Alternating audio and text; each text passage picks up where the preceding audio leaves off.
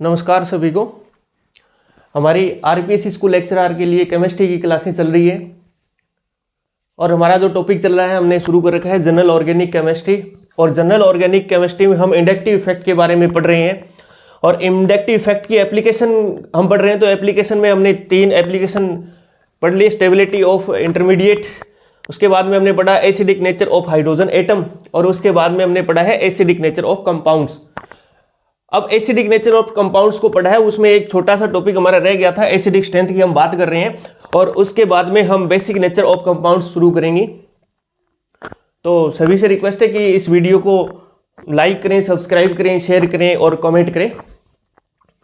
तो acidic strength की जब हम बात करते हैं तो इसमें हमें पता होना चाहिए कि एल्कोहल और अपने कार्बोक्सिलिक एसिड और कुछ कंपाउंड्स के अगर हम कंपैरिजन करें तो सबसे ज़्यादा एसिडिक स्ट्रेंथ जो होती है वो फार्मिक एसिड की होती है। तो सबसे ज़्यादा एसिडिक स्ट्रेंथ जो होती है वो फार्मिक एसिड की होती है। फार्मिक एसिड के बाद में हम बात करते हैं तो बेंजोइक एसिड, ये उसके बाद में बात करें तो अन्य एल्कोहल यहां आ जाएंगे, अन्य कार्बोक्सिलिक एसिड, जितने भी कार्बोक्सिलिक एसिड है वो यहां आएंगे। उसके बाद में हम बात करें तो फिनोल आता है, फिनोल की एसिडिक स्ट्रेंथ। फिनोल के बाद में मेथेनॉल, मेथेनॉल के बाद में आता है वाटर, जल, H2O।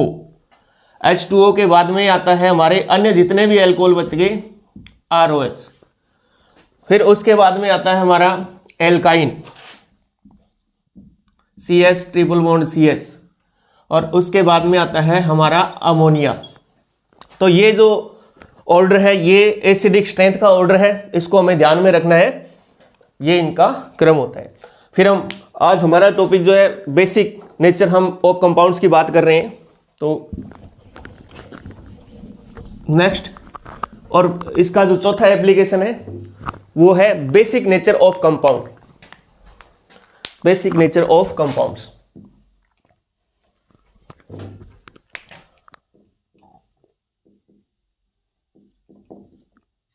Basic nature of compounds, basic nature of compounds की जब हम बात करते हैं तो देखो भी, कंपाउंड्स वे कंपाउंड्स जो बेसिक नेचर शो करते हैं, वे कंपाउंड्स जो बेसिक नेचर शो करते हैं वे कॉन्जुगेटेड एसिड बनाते हैं। Ca का मतलब क्या बनाएंगे, वो कॉन्जुगेटेड एसिड बनाते हैं। तो ऐसे कंपाउंड्स को हम बोलते हैं कॉन्जुगेटेड बेस। अब देखो भी, कॉन्जुगेटेड एसिड जो बनता है ये होता है positively charge species. Conjugated acid जो होता है इसके ऊपर पॉजिटिव चार्ज होता है, तो यह पॉजिटिवली चार्ज स्पीसीज होती है। कॉन्जुगेटेड एसिड जो हमारा बनता है इसकी स्टेबिलिटी, कॉन्जुगेटेड एसिड की स्टेबिलिटी जब इंक्रीज होगी तो कॉन्जुगेटेड बेस की बेसिक नेचर भी इंक्रीज हो जाता है। क्या देखा हमने कि कॉन्जुगेटेड एसिड की स्टेबिलिटी जब इंक्रीज होती है तो कॉन्जुगेटेड बेस का बेसिक नेचर भी इंक्रीज होगा। तो ये स्टेबिलिटी इंक्रीज तो कॉन्जुगेटेड बेस का बेसिक नेचर इंक्रीज हो जाता है। हम बात करें कि स्टेबिलिटी किस पे डिपेंड करती है, तो कॉन्जुगेटेड एसिड की स्टेबिलिटी जो होती है वो डिपेंड करती है इंडक्टिव इफेक्ट के ऊपर डिपेंड करती है। तो ये डायरेक्टली प्रोपोर्शनल होगी प्लस आई इफेक्ट के और इनवर्सली प्रोपोर्शनल होती है माइनस आई इफेक्ट की। तो ये हमें ध्यान रखना है कि कॉन्जुगेटेड एसिड की स्टेबिलिटी जो होती है वो प्लस आई इफेक्ट के समानुपाती होगी और माइनस आई इफेक्ट के व्युत्क्रमानुपाती होती है। तो यही ऑर्डर यहां पे रहने वाला है। तो कॉन्जुगेटेड बेस का बेसिक स्ट्रेंथ जो है, बेसिक स्ट्रेंथ, ये भी directly proportional plus I effect के और इनवर्सली प्रोपोर्शनल किसके रहने वाला है, माइनस आई इफेक्ट के। तो ये हमें ध्यान में रखना है। अब देखें भी, हम बात करते हैं basic nature of amines and related compounds. हम बात करेंगे basic nature of amines, basic nature of amine and related compounds, related compounds. तो जब हम बेसिक नेचर ऑफ एमीन और रिलेटेड कंपाउंड्स की बात करते हैं तो हमें पता होना चाहिए कि एमीन्स और रिलेटेड जो कंपाउंड्स होते हैं उनका बेसिक नेचर जो है वो नाइट्रोजन पर उपस्थित लोन पेयर ऑफ इलेक्ट्रॉन पे डिपेंड करता है। तो नाइट्रोजन के ऊपर उपस्थित लोन पेयर पे इनका बेसिक नेचर डिपेंड करेगा एमीन और रिलेटेड कंपाउंड्स का। तो हम लिखेंगे show basic nature, show basic nature by loan pair electrons. ये लोन पेयर इलेक्ट्रॉन्स की वजह से ऐसे कंपाउंड्स जो है वो बेसिक नेचर शो करते हैं। अब ये लोन पेयर ऑफ इलेक्ट्रॉन्स जो है अगर ये आसानी से उपलब्ध होंगे तो इसके ऊपर प्रोटॉन आसानी से जुड़ पाएगा, और प्रोटॉन आसानी से जुड़ पाएगा तो इनका बेसिक नेचर इंक्रीज हो जाएगा। तो availability of lone pair of electrons अगर इंक्रीज हो जाए तो availability of lone pair electron increase हो तो इनका बेसिक नेचर या बेसिक स्ट्रेंथ भी इंक्रीज हो जाएगी। इनकी बेसिक स्ट्रेंथ इंक्रीज हो जाएगी क्योंकि आसानी से अगर ये उपलब्ध होंगे प्रोटॉन को तो आसानी से प्रोटॉन यहां पे जुड़ पाएगा, तो इनका बेसिक स्ट्रेंथ जो है वो क्या हो जाएगी, इंक्रीज हो जाती है। तो हम बात करें कि availability of lone pair electrons जो है वो किस पे डिपेंड करती है, तो वो दो बातों पे डिपेंड करती है, दो फैक्टर पे डिपेंड करती है। अवेलेबिलिटी जो है उपलब्धता इलेक्ट्रॉन्स की, availability of lone pair electrons दो चीजों पे डिपेंड करती है, दो चीजों पे डिपेंड करेगी। एक तो ये डिपेंड करती है रेजोनेंस पे, अनुनाद पे, ये डिपेंड करती है रेजोनेंस पे, और दूसरा ये अवेलेबिलिटी जो है वो डिपेंड करेगी electronegativity, electronegativity of nitrogen.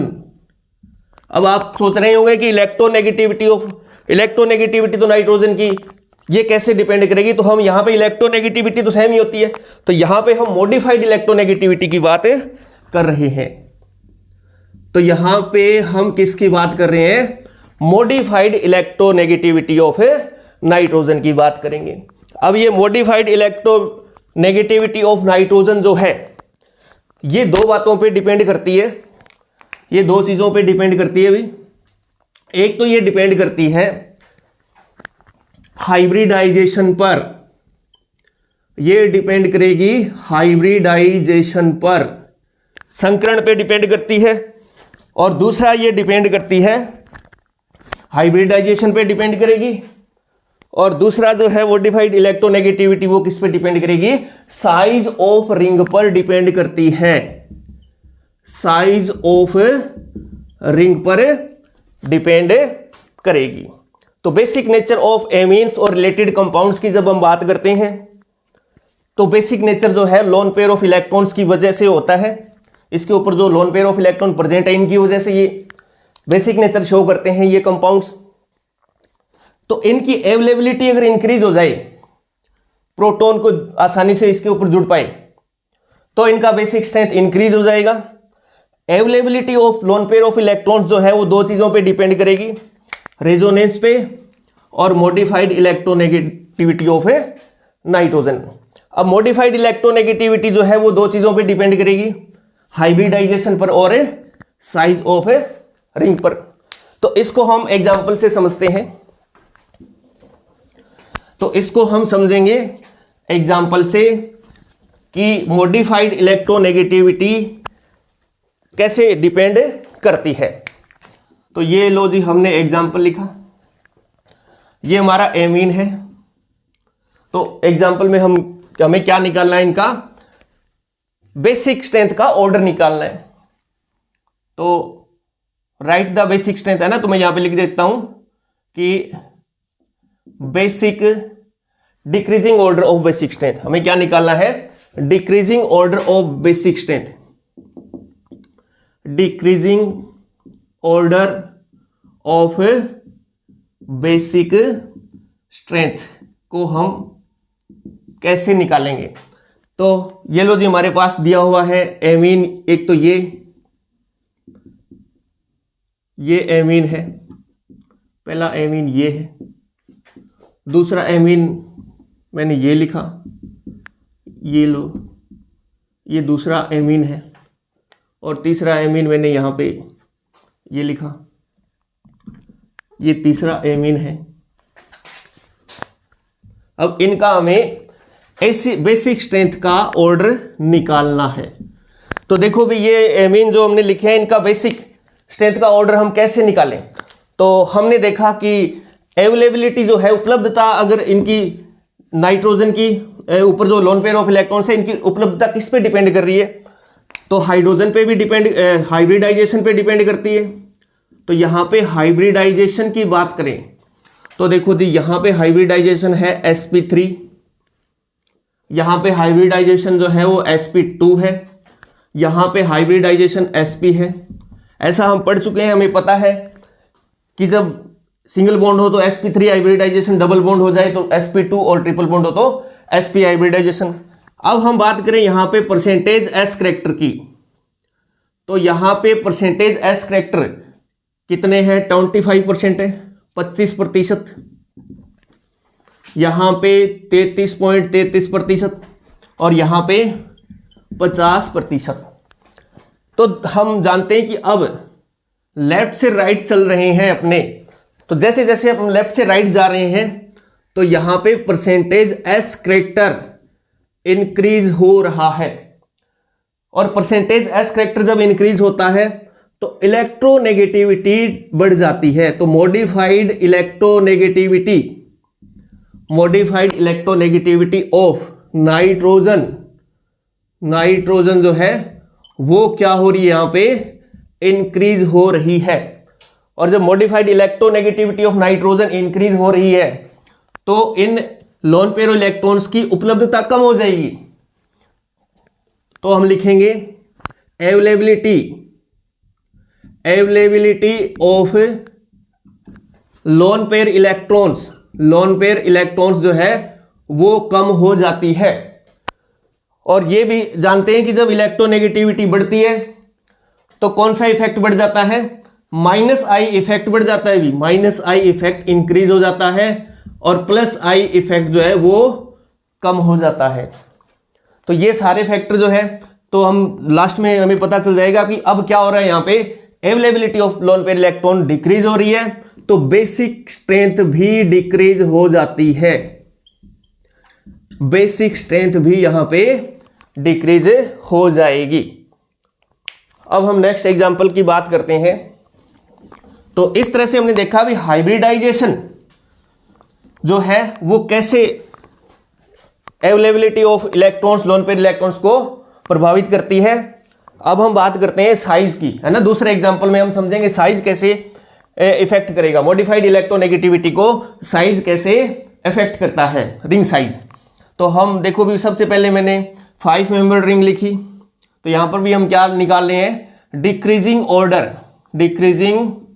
Order of basic strength, decreasing order of basic strength हमें निकालना है, ये हमें निकालना है। तो पहला मैंने 5 मेंबर्ड रिंग लिखी, ये यहाँ पे ये नाइट्रोजन, इसके ऊपर ये लोन पेयर इलेक्ट्रॉन्स और ये हाइड्रोजन जुड़ा। उसके बाद में हमने लिखा 4 मेंबर्ड रिंग, ये 4 मेंबर्ड रिंग है, ये लोन पेयर ऑफ इलेक्ट्रॉन। उसके बाद में हम बात करते हैं 3 मेंबर्ड रिंग की, ये 3 मेंबर्ड रिंग है, ये लोन पेयर इलेक्ट्रॉन और ये हाइड्रोजन।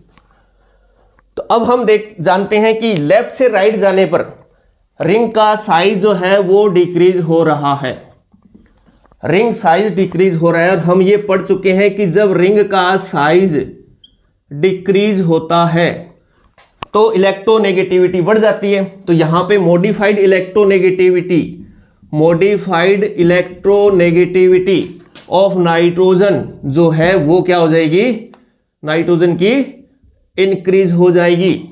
और जब मॉडिफाइड इलेक्ट्रोनेगेटिविटी इंक्रीज हो जाएगी तो इनका बेसिक स्ट्रेंथ डिक्रीज हो जाएगा। तो बेसिक स्ट्रेंथ डिक्रीज हो जाता है।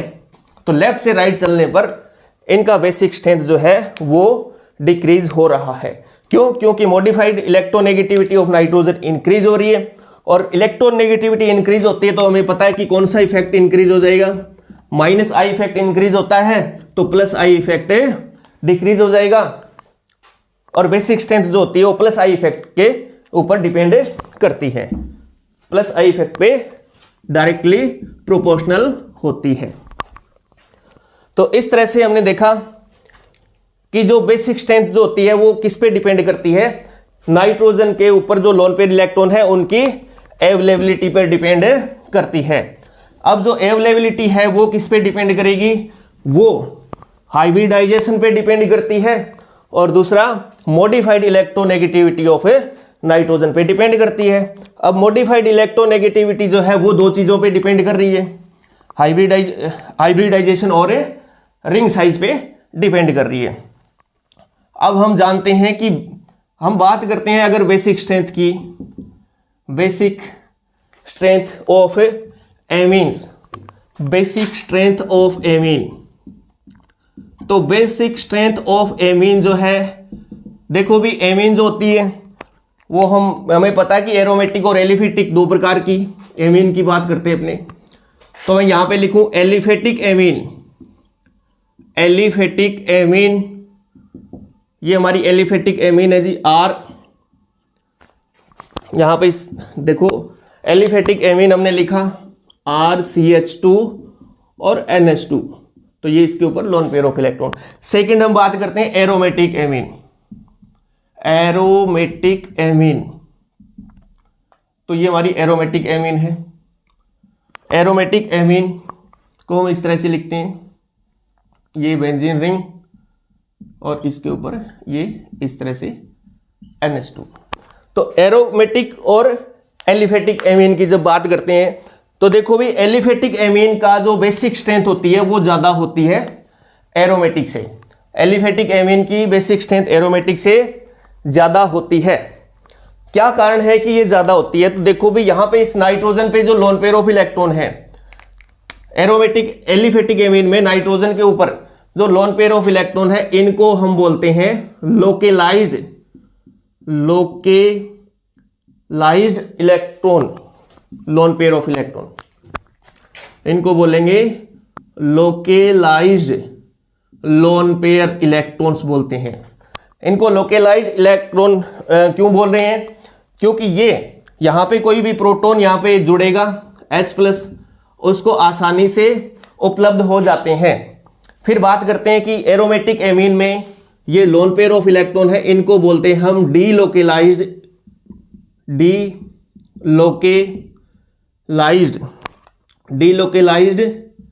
Loan pair electrons. इनको डीलोकेलाइज्ड इलेक्ट्रॉन क्यों बोल रहे हैं? क्योंकि देखो भी यहां पे जो भी प्रोटॉन इस पे जुड़ेगा उसको ये आसानी से उपलब्ध नहीं हो पाएंगे, ये आसानी से उपलब्ध नहीं हो पाएंगे, और ये लोन पेयर इलेक्ट्रॉन इसको आसानी से उपलब्ध हो जाते हैं। तो यहां पे ऐसा क्या हुआ? तो यहां पे हमें पता है कि यहां पे रेजोनेंस में पार्टिसिपेट करते हैं ये इलेक्ट्रॉन, ये लोन पेयर इलेक्ट्रॉन यहां पे रेजोनेंस में पार्टिसिपेट करते हैं। क्यों, कैसे करेंगे? क्योंकि ये इलेक्ट्रॉन यहां आएंगे तो पाई बॉन्ड के इलेक्ट्रॉन यहां आ जाएंगे। तो कुल मिला के यहां पे रेजोनेंस में पार्टिसिपेट कर रही है, तो इस प्रोटॉन को इतनी आसानी से ये उपलब्ध नहीं हो पाएंगे जितना एलिफेटिक में आसानी से उपलब्ध हो पाते हैं। इसलिए एलिफेटिक एमीन की जो बेसिक स्ट्रेंथ है वो एरोमेटिक से ज्यादा होती है। तो यहां पे हम लिखेंगे कि ये जो लोकलाइज्ड इन लोन पेयर इलेक्ट्रॉन है, इनके बारे में हम लिखेंगे कि ये इजीली उपलब्ध हो जाते हैं, आसानी से, इजीली अवेलेबल, ये easily available for incoming proton, आने वाले प्रोटॉन को आसानी से उपलब्ध हो जाते हैं फॉर प्रोटोनेशन के लिए आसानी से उपलब्ध हो जाते हैं। एरोमेटिक एमीन में जो डीलोकेलाइज्ड लोन पेयर इलेक्ट्रॉन है वो आसानी से उपलब्ध नहीं हो पाएंगे, तो नॉट इजीली अवेलेबल, ये आसानी से उपलब्ध नहीं हो पाएंगे for incoming proton for protonation के लिए आसानी से उपलब्ध नहीं हो पाते हैं। तो इस तरह से हमने देखा कि बेसिक नेचर की जब एमीन की बात करते हैं तो एलिफेटिक एमीन के बेसिक स्ट्रेंथ जो होता है वो एरोमेटिक से ज्यादा होता है। क्यों? क्योंकि एलिफेटिक में जो लोन पेयर ऑफ इलेक्ट्रॉन होते हैं वो लोकलाइज्ड लोन पेयर इलेक्ट्रॉन होते हैं, वो आसानी से प्रोटॉन को उपलब्ध हो पाते हैं। और एरोमेटिक एमीन में जो ये नाइट्रोजन के ऊपर लोन पेयर इलेक्ट्रॉन होते हैं वो प्रोटॉन को आसानी से उपलब्ध नहीं हो पाएंगे, क्योंकि ये डीलोकलाइज्ड इलेक्ट्रॉन होते हैं और ये रेजोनेंस में भी पार्टिसिपेट करते हैं। इसलिए अब हम इनको एग्जाम्पल से समझते हैं। अभी तो सबसे पहला एग्जाम्पल मैं इसमें लिख रहा हूं। हमने ये एग्जाम्पल लिया, ये हमारे पास, पहले मैं इसको लिख देता हूं। इनको हमें क्या करना है, तो decreasing order of basic strength में हमें इनको लिखना है। तो decreasing order of basic strength, तो बेसिक स्ट्रेंथ के डिक्रीजिंग ऑर्डर में हमें इनको सेट करना है। तो पहला एमीन हमने ये लिखा, ये पहला एमीन हमने ये लिखा एनिलीन। उसके बाद में देखो भी हमने क्या किया, इसी में सेकंड एग्जांपल हम क्या कर रहे हैं कि इस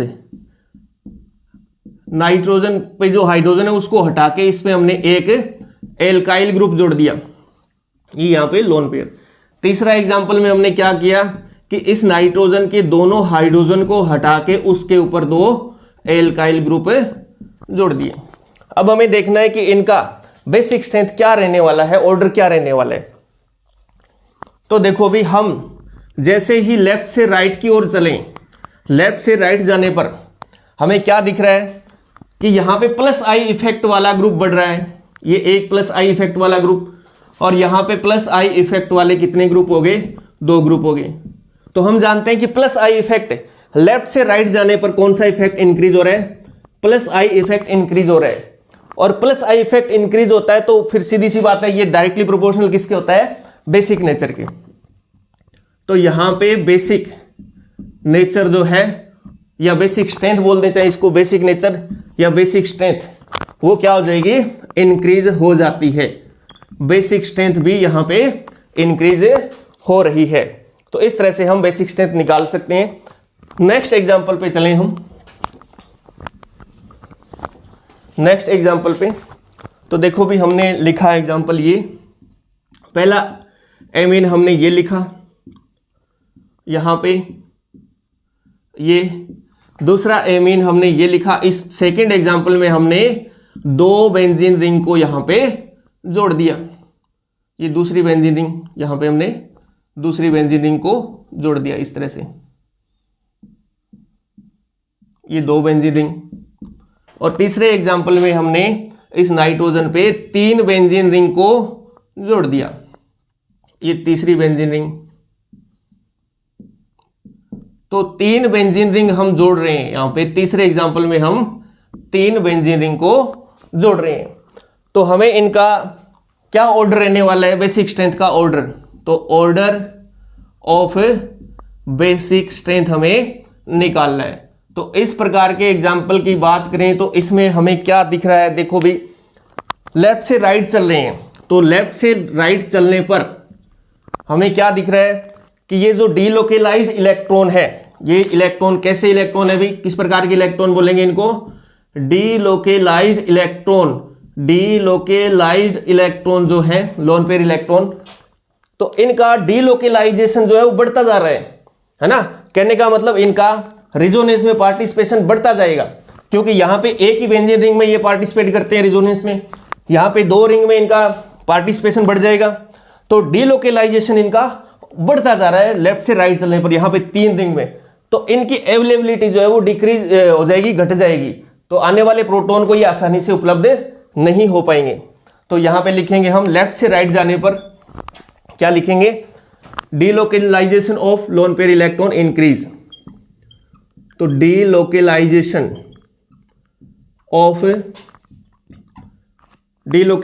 ऑफ लोन पेयर इलेक्ट्रॉन्स जो है ये क्या हो रहा है, इंक्रीज हो रहा है। डीलोकेलाइजेशन इंक्रीज हो रहा है, इसका मतलब क्या हुआ कि इनकी लोन पेयर अवेलेबिलिटी जो है वो डिक्रीज हो जाएगी। तो लोन पेयर अवेलेबिलिटी जो है वो डिक्रीज हो जाएगी, लोन पेयर अवेलेबिलिटी जो है वो डिक्रीज हो जाती है। और लोन पेयर अवेलेबिलिटी डिक्रीज हो जाएगी तो इनका बेसिक स्ट्रेंथ जो है वो भी क्या हो जाएगा, डिक्रीज हो जाता है। तो इस तरह से हम इनका बेसिक स्ट्रेंथ जो है वो निकाल सकते हैं। नेक्स्ट एग्जांपल पे चलते हैं अपने। अब हमने ब्रांचिंग वाली एमीन्स की बात करेंगे, जिनमें ब्रांचिंग होती है, तो उस प्रकार की एमीन की बात करेंगे। तो एग्जांपल, हम नेक्स्ट एग्जांपल की बात करें, ये लो भी। तो पहला इनका हमें क्या निकालना है, डिक्रीजिंग ऑर्डर ऑफ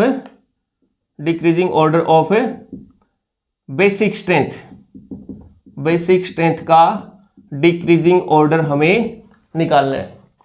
तो इसमें हम 4-5 एग्जांपल लिखें। पहला एग्जांपल मैंने लिखा ये CH3 CH CH2 CH2 और यहां पे NH2, और यहां पे हमने एक मिथाइल ग्रुप जोड़ दिया।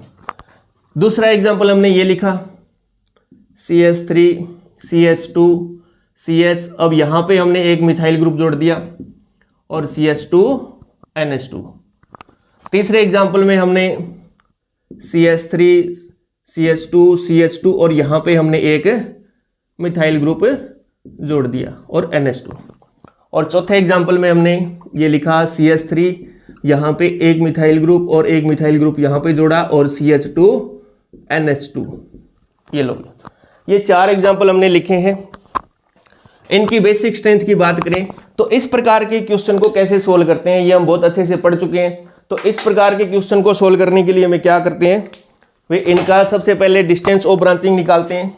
तो सबसे पहले हम क्या करते हैं, डिस्टेंस ऑफ ब्रांचिंग, तो ब्रांचिंग की डिस्टेंस हम निकालेंगे और उसके बाद में हम क्या करते हैं, नंबर ऑफ ब्रांचिंग निकालते हैं, नंबर ऑफ ब्रांचिंग। इससे भी काम नहीं चले तो नंबर ऑफ कार्बन एटम को हम निकालते हैं। तो देखो भी पहले वाला जो हमारी एमीन है इसमें ब्रांचिंग कितने नंबर पे है, तो इसमें ब्रांचिंग 3 नंबर पे है, तो यहां हमने लिखा 3। दूसरे एग्जांपल में हमारी ब्रांचिंग 2 नंबर पे है तो 2। तीसरे एग्जांपल में हमारी ब्रांचिंग 1 नंबर पे है और चौथे एग्जांपल में ब्रांचिंग कितने नंबर पे है, 2 नंबर पे है। तो इस तरह से हमने ब्रांचिंग की डिस्टेंस निकाल ली। फिर हम बात करते हैं नंबर ऑफ ब्रांचिंग की।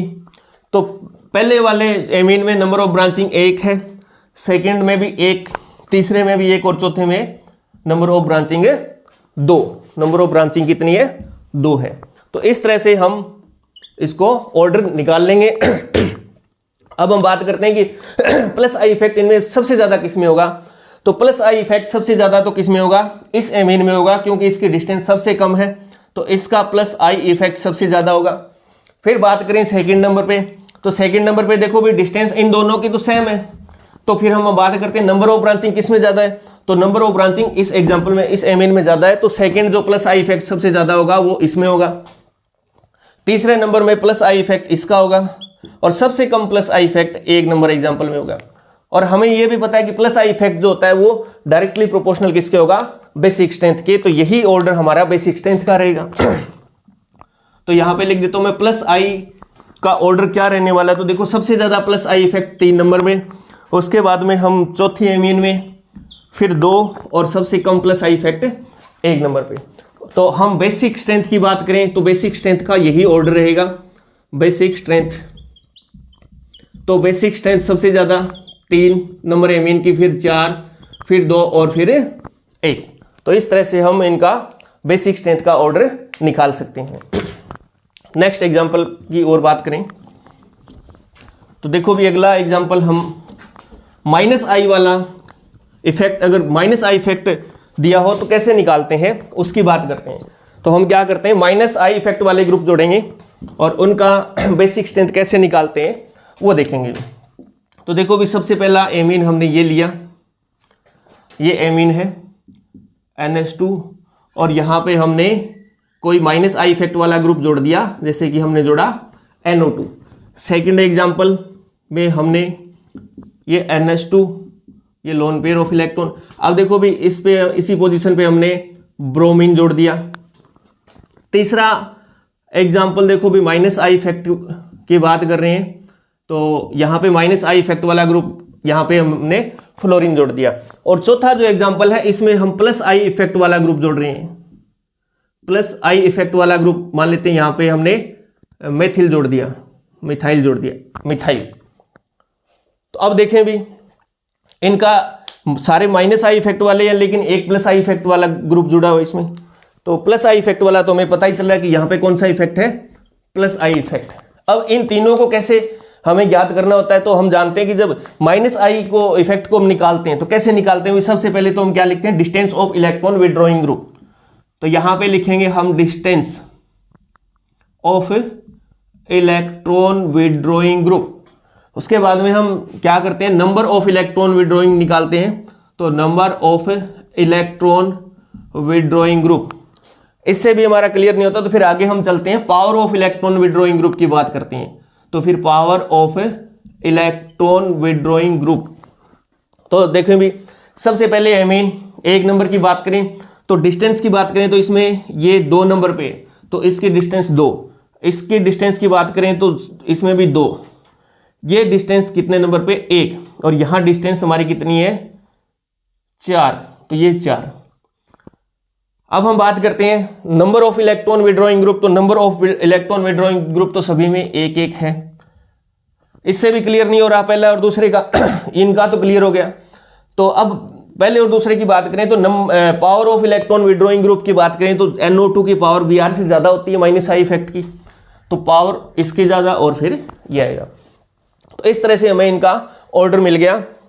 तो अब हम देखें कि सबसे ज्यादा इन तीनों में माइनस आई इफेक्ट किसका होगा, तो सबसे ज्यादा तो इसका होगा क्योंकि इसमें डिस्टेंस सबसे कम है, तो सबसे ज्यादा माइनस आई इफेक्ट 3 नंबर का। इन दोनों में कंपैरिजन करें तो पहले का सबसे इन दोनों में ज्यादा किसका हो जाएगा, 1 नंबर का, क्योंकि पावर ज्यादा है, तो इसका माइनस आई इफेक्ट और इसका माइनस आई इफेक्ट सबसे कम होगा। तो अब हमें देखना है कि बेसिक स्ट्रेंथ का ऑर्डर क्या रहने वाला है। तो बेसिक स्ट्रेंथ का ऑर्डर कैसे लिखेंगे भी, बेसिक स्ट्रेंथ का ऑर्डर जो है हम लिखते हैं। तो सबसे पहले तो हमें पता है कि बेसिक स्ट्रेंथ किसकी ज्यादा होगी, जिसका प्लस आई इफेक्ट ज्यादा होगा।